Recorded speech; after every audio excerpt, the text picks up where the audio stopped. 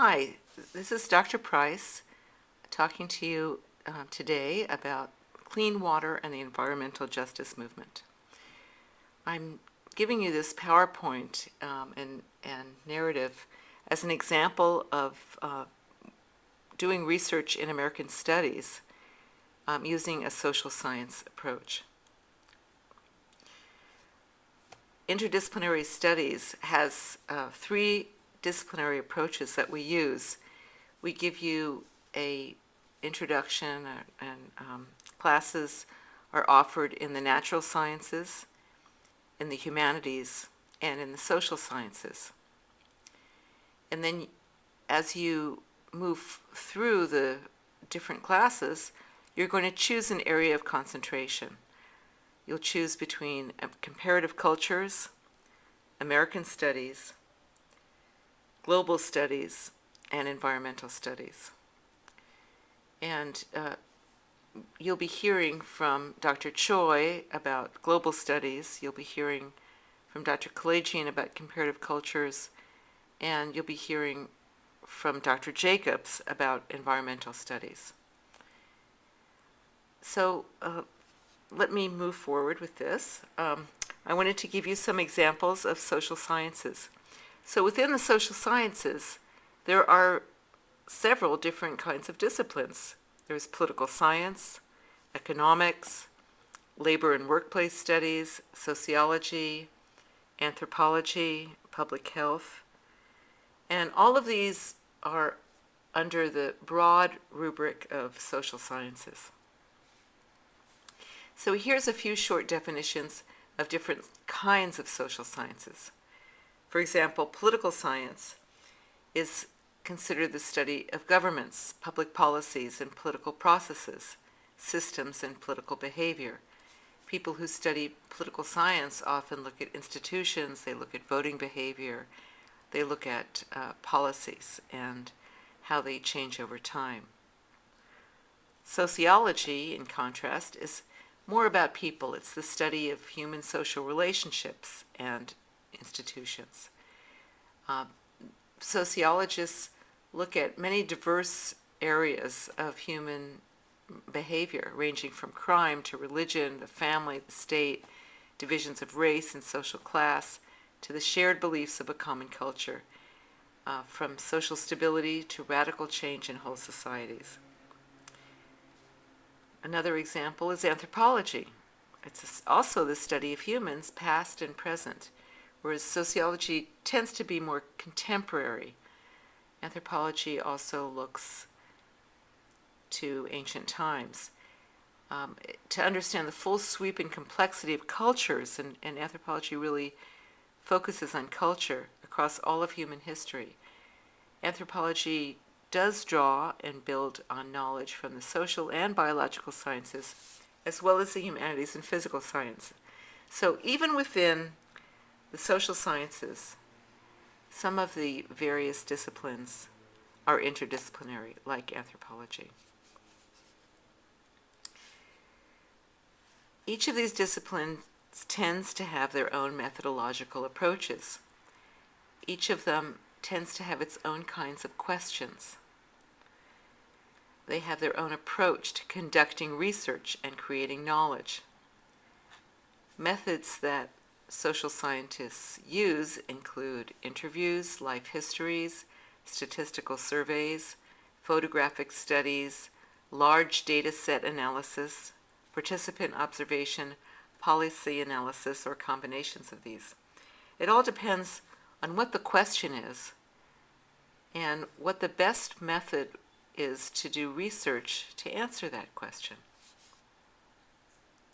So this week, looking at American studies, we're going to be talking about water and environmental justice using a sociological approach. You see a picture of a dust cover of a book, Dumping in Dixie, and there's a picture of people protesting and resisting the injustice of environmental hazards in their community. And the author of this book, Dr. Bullard, is the scholar whose work we're going to be focusing on in this lecture. So Dumping in Dixie, Race, Class, and Environmental Quality, and we'll be talking a little bit more about this. So I'm going to be looking at social sciences, particularly sociology, and I'm concentrating on American studies. That is, I'm looking primarily at the United States. And of course, it does implicate environmental studies because I'm looking at environmental justice. The other folks who are going to be talking with you, Dr. Kalechi and Dr. Choi and Dr. Jacobs, will be looking at the subject of water and modeling different kinds of research from various different disciplines and different areas of concentration. So here we have water, American studies, social sciences. Let me tell you a little bit about me, Dr. Price. My education has been varied. My BA was in archaeology. I got a master's in history, and then I got a certificate in industrial electrical. I decided to do blue-collar work for a while, and I had a range of different kinds of jobs. Then I went back to school. I was a returning student. I got my PhD in political science with a feminist emphasis. My work history has included being a waitress, a factory worker, an electrician, a filmmaker, and now a professor. The focus of my work is social justice issues. Particularly, I look at issues of work and labor and gender and race. So today we're looking at questions around water.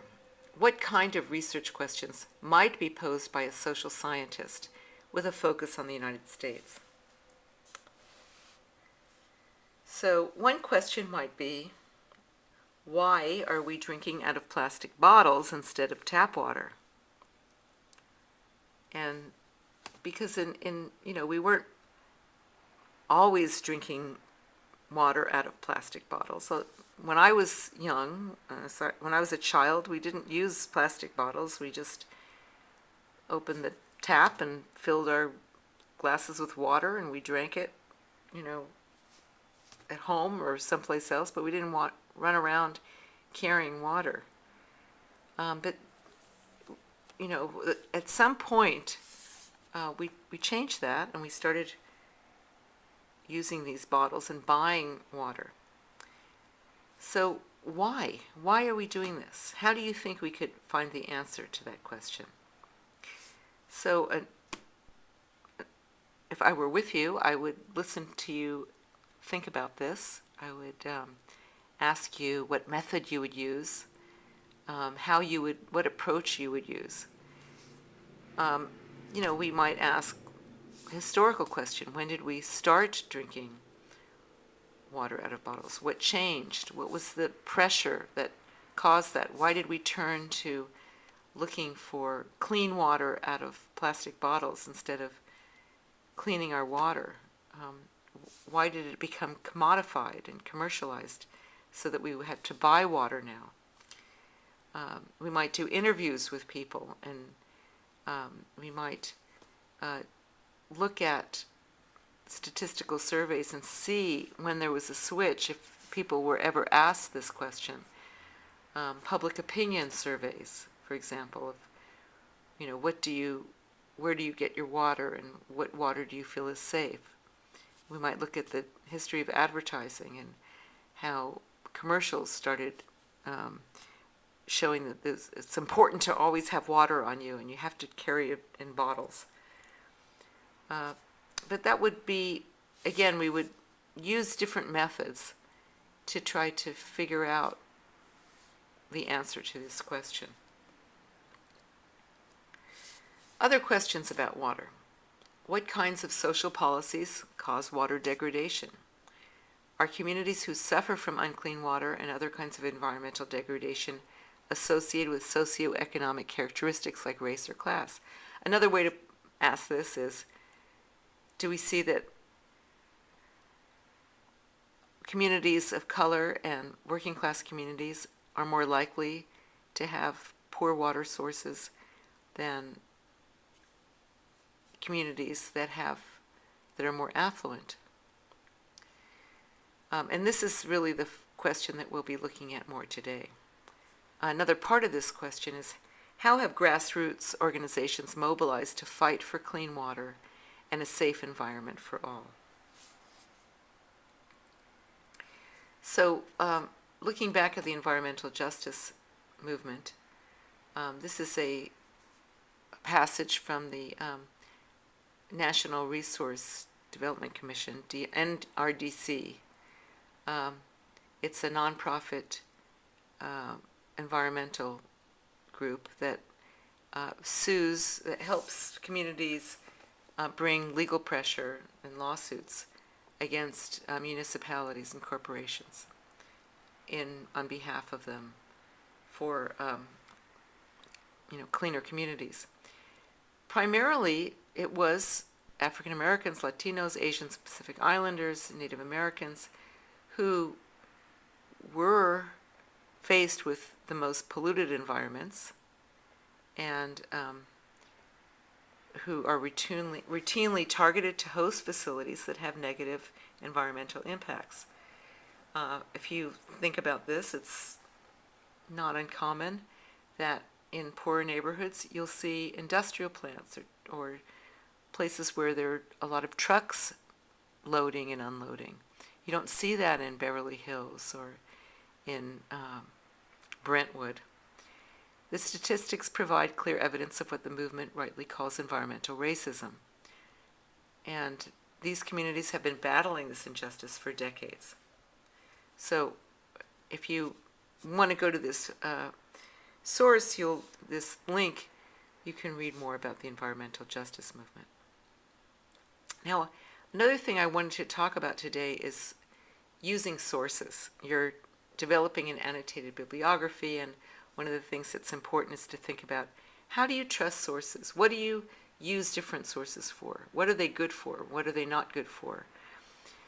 So today we're looking particularly at Dr. Robert D. Bullard's work, and how would we use and critically analyze the sources in the following slides.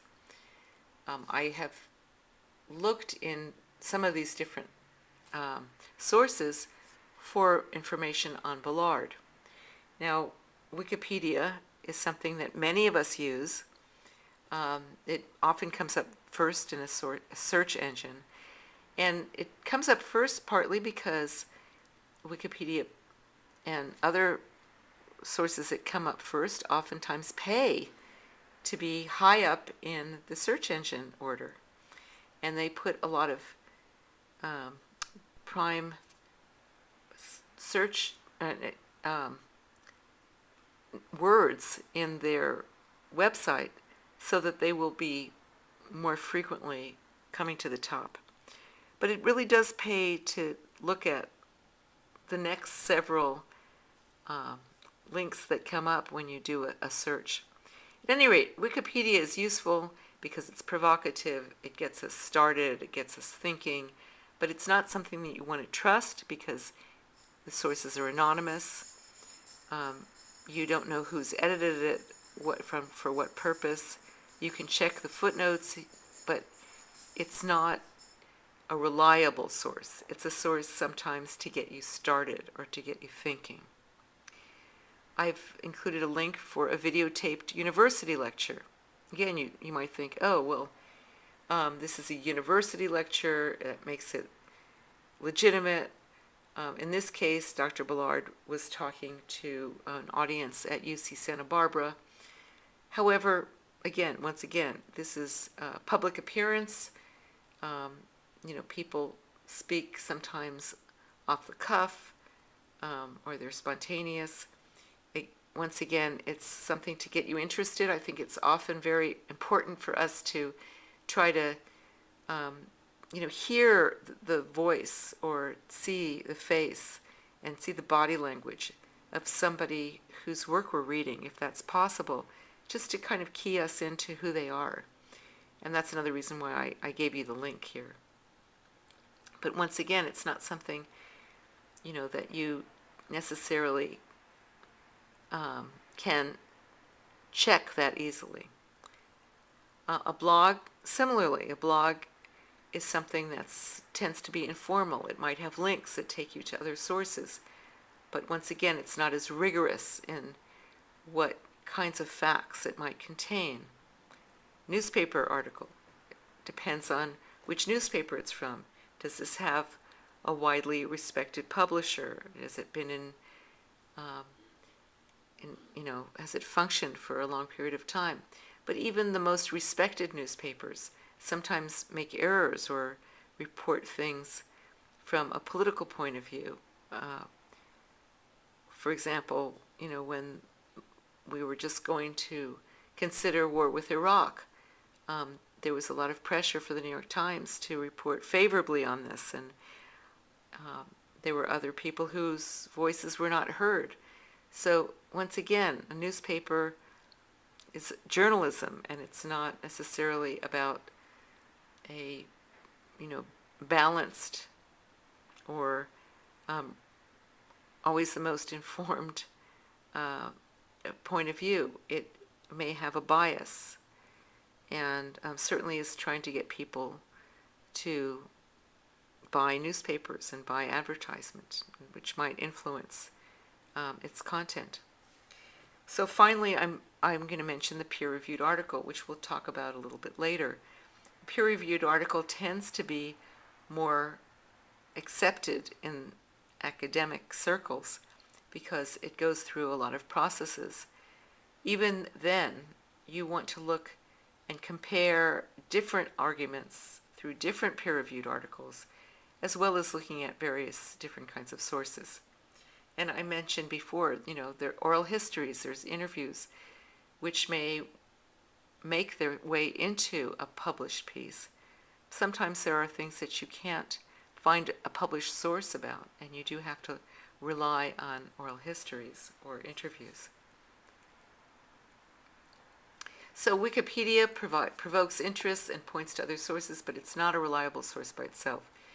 And I've included here a discussion of environmental racism, which has some links, and you can look more at the link that I've provided below. What is environmental racism? It's when it's the idea, it's the argument that a disproportionate burden of hazardous materials are cited in communities, color, and working class communities.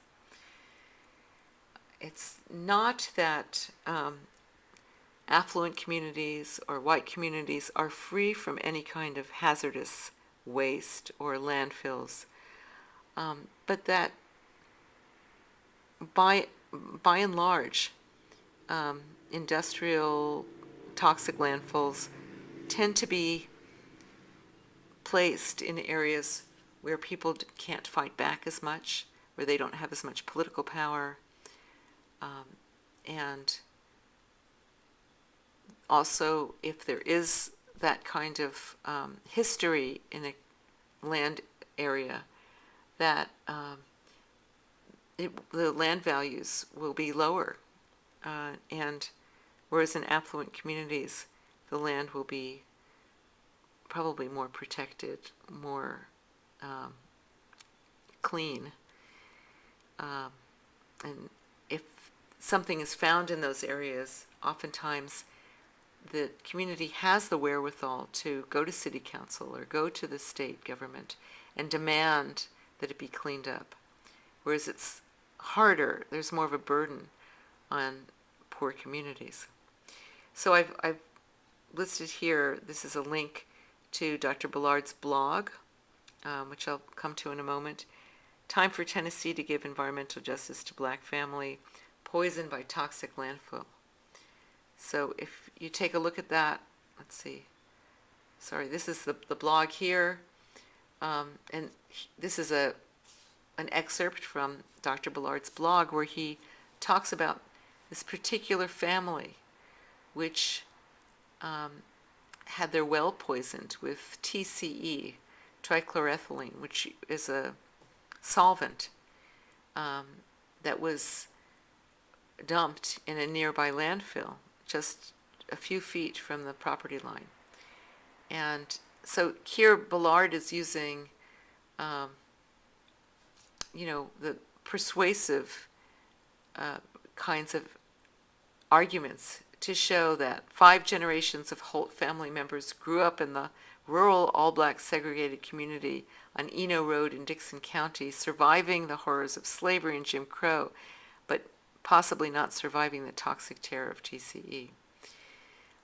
He reports that the NAACP Legal Defense and Education Fund sued the city and county of Dixon, the state of Tennessee, the company that dumped the TCE, and the NRDC, the National Resource Defense Council. That's the right name for that abbreviation, NRDC.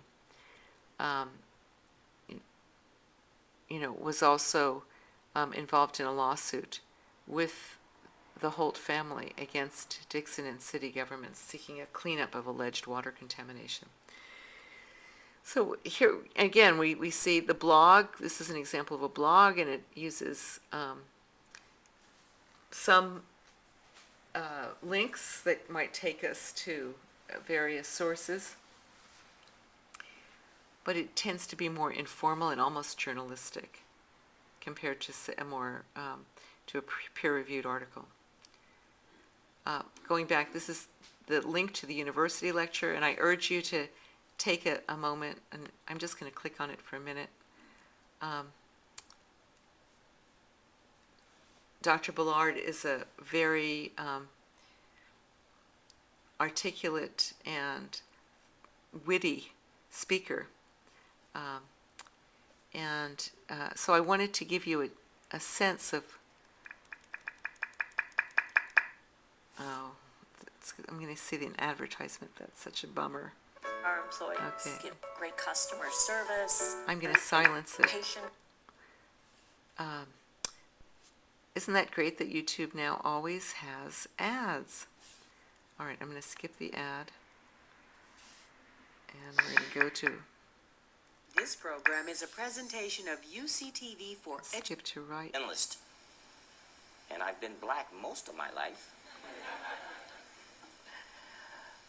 Environmental justice for all, strategies to achieve healthy and livable communities.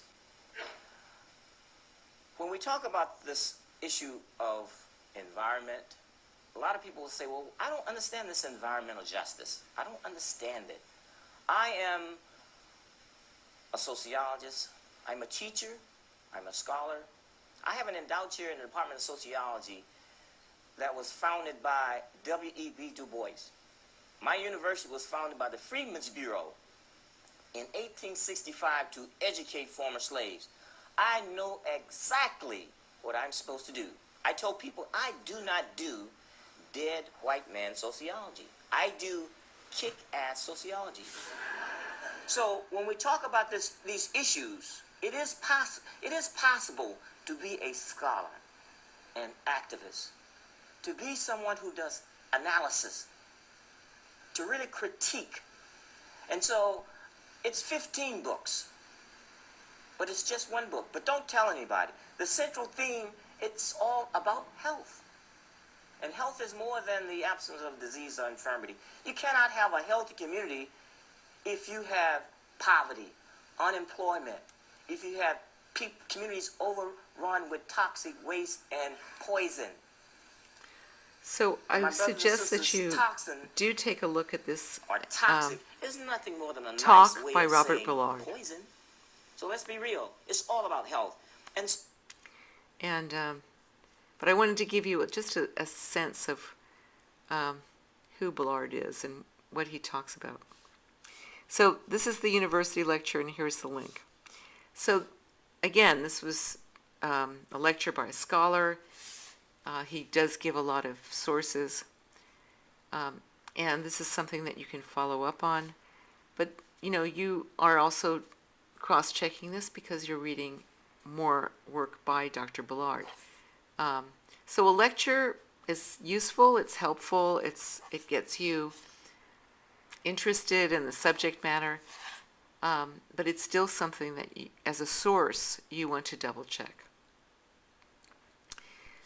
This is some more on toxic racism. This is a newspaper article that talks again about this particular historical example of the Holt family and what happened to them. So a peer-reviewed article, what is a peer-reviewed article? In academic publishing, the goal of peer review is to assess the quality of articles submitted for publication in a scholarly journal. Before an article is deemed appropriate to be published in a peer-reviewed journal, it must undergo the following process. Reviewed by anonymous scholars with expertise in the field, check the manuscript for accuracy and assess the validity of the research method. They might ask for revisions or reject the article. Because a peer-reviewed journal will not publish articles that fail to meet the standards, they are considered to exemplify the best research practices in a field. However, still, even with a peer-reviewed journal, the most checked and cross-checked kind of publication, there are people that disagree with one another, and you still want to critique even a peer-reviewed journal article. So this is the peer-reviewed journal article that I suggested you read by Robert Bullard together with Glenn S. Johnson. It's called Environmental Justice, Grassroots Activism, and its Impact on Public Policy Decision-Making. And in this article, Bullard and Johnson talk about not only environmental racism and its range and growth, but also the way people have fought back.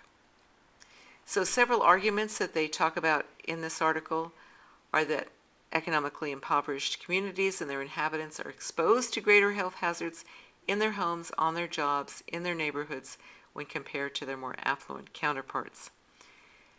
However, from New York to LA, the resistance has emerged in response to practices, policies, and conditions that residents have judged to be unjust, unfair, and illegal. The environmental protection apparatus, in other words, the government apparatus set up to protect people and their environment, does not provide equal protection for all communities, they allege. And unequal political power arrangements have also allowed poisons of the rich to be offered as a short-term economic remedy for poverty, jobs, and tax breaks. So examples of these are that, different areas like Native American tribes have been approached by nuclear power plants to accept their nuclear waste in exchange for jobs or some kind of contribution to their community. Places, again, there are many different examples that Bullard and Johnson use in this article to show that that corporations are always trying to find ways to get rid of some of their toxic substances. And a recent example of this, very recent, is the pet coke that is derived, it's a byproduct when tar sands are pulled out of the earth, and then these piles of pet coke are created. They're like coke. They're like the byproduct of petroleum, and they're very dirty. They blow all over the place. They were littering a lot of the communities in Chicago, and recently people complained there, and then they were moved to Ohio.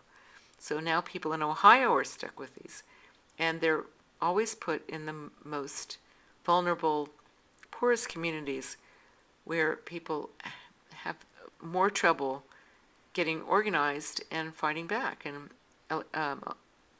politicians are less apt to listen to them.